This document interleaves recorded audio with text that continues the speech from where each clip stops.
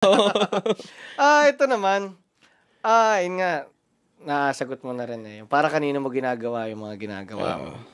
So, family talaga. Tsaka bukod doon yung legacy may iwan. Legacy,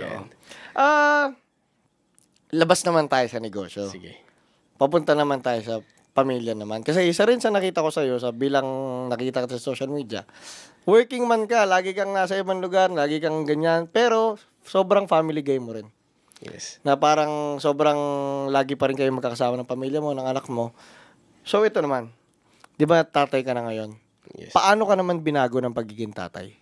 Siguro mas inspired ka eh. Meron na kasing ang pinagbago ko kasi, bro, dati, wala kang pamilya, wala ka namang bubuhayin eh. Wala kang takot. Yun yung Ngayon may takot ka na, hindi ka pwedeng masiro eh. Kasi may binubuhay ka na eh. Yung dati wala kang takot eh. Magnegosyo ako, magsiro ako, kaya kong ulitin yan. Kasi wala akong, pinagkaiba ng magiging magulang. Takot ka ng masiro. Totoo. Kasi, kung kaya mo magutom, hindi pwede magutom yung mga anak mo, yung asawa mo, yung pamilya mo. Hindi na ganun eh. Yun yung pinagkaiba ng may anak ka. Siguro hindi ko masasabing sobrang inspired ko, pero yun yung pinagkaiba talaga. Hindi ka pwede masiro. Kailangan mo alagaan yung pamilya mo. Pinasok mo yan eh. Ginawa mo yan eh. So, kailangan mag-provide ka. Hindi pwedeng chill-chill ka lang. Kaya yun yung pinagkaiba ko ngayon. Nung nagkaroon ako ng pamilya, mas drive akong kumita ng pera. Kasi kailangan na eh.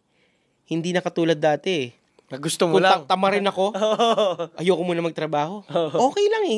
Mabubuhay ka eh. Diba? Ngayon, hindi na pwede tama rin. Yun yung pinagkaiba ng may pamilya. Kasi pag tinamad ka, wala kayo lahat. Hindi katulad dati, magutom ka.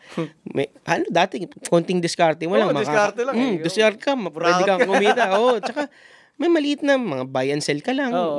Pero ngayon, hindi na yun pwede maliit lang eh. May binubuhay ka na eh. Tsaka may pangarap ka rin para sa kanila. Bro.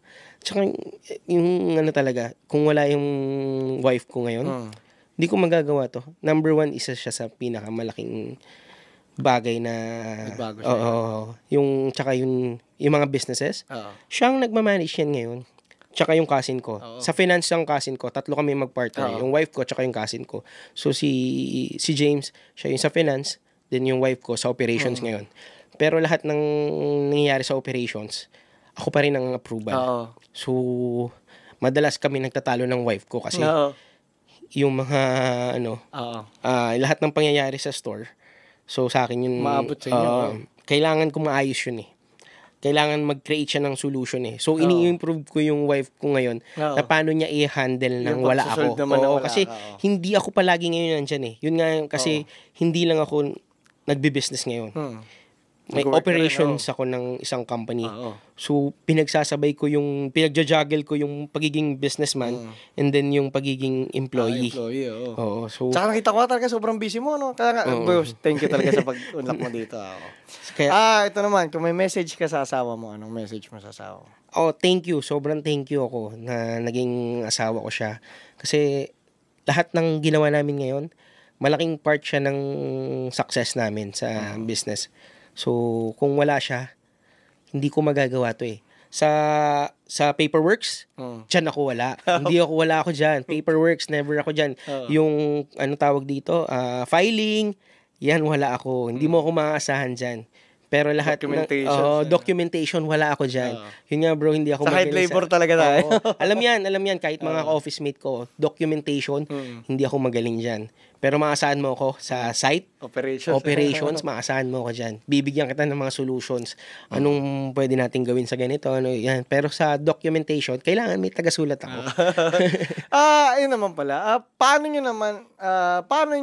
ang buhay ng mag-asawa kayo, pero at the same time, partners din kayo sa negosyo? Masaya, pero yun nga, madalas kayo yung nagka-clash eh. Pero hindi naman kami kailangan lagi pinag-uusapan yung ano ba yung parang pag-handle din ng negosyo tsaka ng problem solving din. Ano bang pwede nating gawin dito? Pero hindi maiwasan kasi pag yun yung struggle eh. Pag family, mami-misinterpret mo yung Yung mga business, sinasabi, oo. and then yung relationship. Kaya, believe din ako sa mga, bro, yung partnership, Oo. na-sustain yan ni Mary Grace. So, Mary nagpunta Grace? ako, si Mary Grace Oo. is family sila. Sabi ko, nag-ano ko niyan sa Go Negosyo, nagpunta kami. Nagpunta ka rin, oo. Nagpunta kami nung nakaraan. Ano rin yung graduate Women's ng- Month ata yun last year.